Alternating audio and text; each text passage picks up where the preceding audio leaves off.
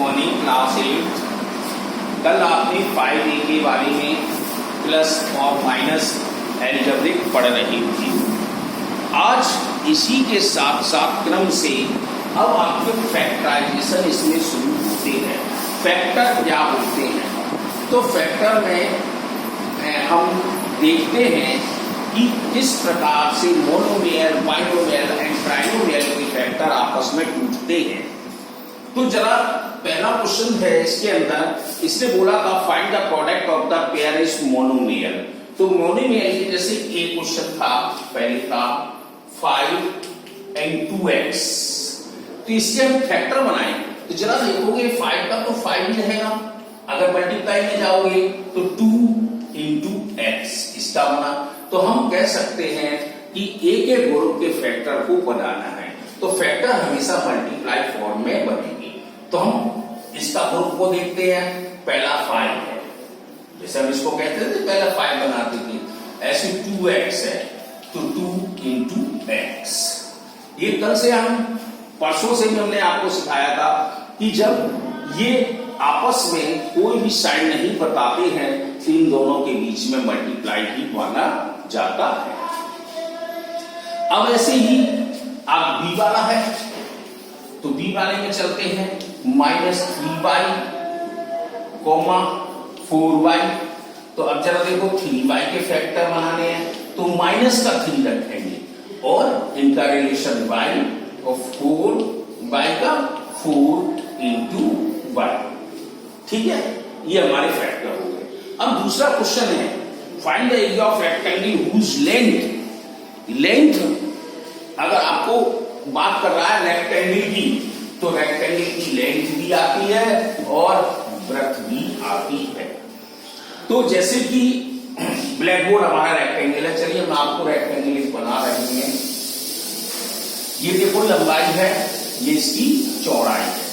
इसमें लंबाई में उसने कह दिया 6x स्क्वायर y स्क्वायर और चौड़ाई में कह दिया 3xy स्क्वायर।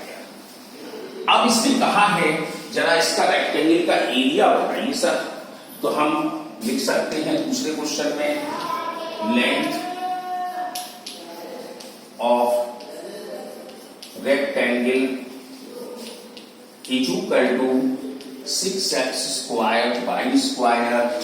ऐसे ही ब्रेड्थ है, breadth of rectangle 3xy square.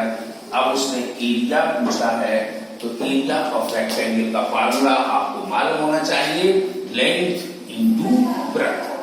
तो 6x square y square into 3xy square. अब जरा चेक करें कि हम कैसे करेंगे। हमने पहले भी पढ़ाया था कि नंबर को अलग कर लीजिए और जो भी आपके पावर हैं, डिग्री है जिस अलजेब्रा नंबर की उसको देखें। तो यहां पर x के पास 1 है तो जब लिखी नहीं जाती तो 1 रहेगी, तो एक्सपोनेंट हमारी प्लस हो जाती है। तो हम जैसे 6 में 3 का मल्टीप्लाई कर देते हैं 18। x का अगर देखेंगे तो एक्सपोनेंट 2 और ये 1 तो 3 हो जाएगी, तो एक्सपोनेंट प्लस हो गई।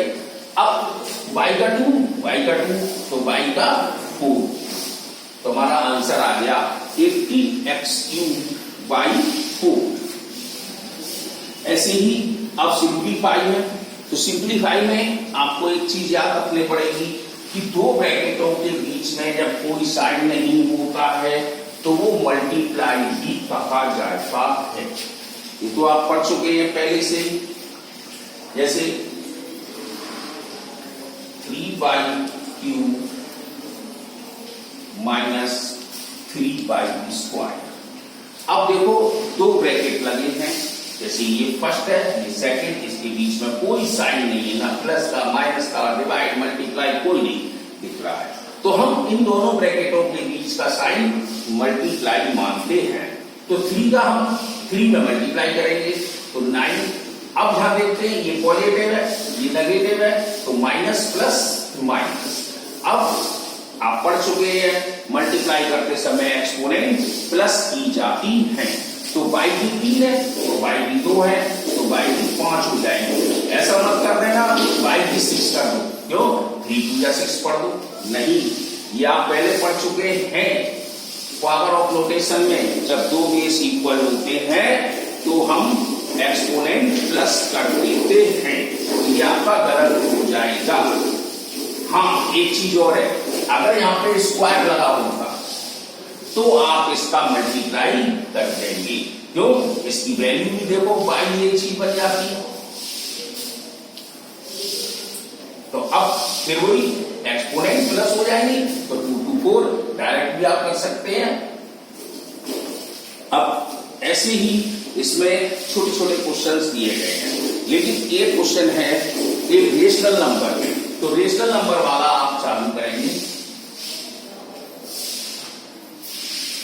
जैसे 1/3a स्क्वायर क्यूब है और ये माइनस का जी वाला क्वेश्चन दिया गया, 9a और -2a की पावर ऑफ 4, ये 3 डिजिट में है।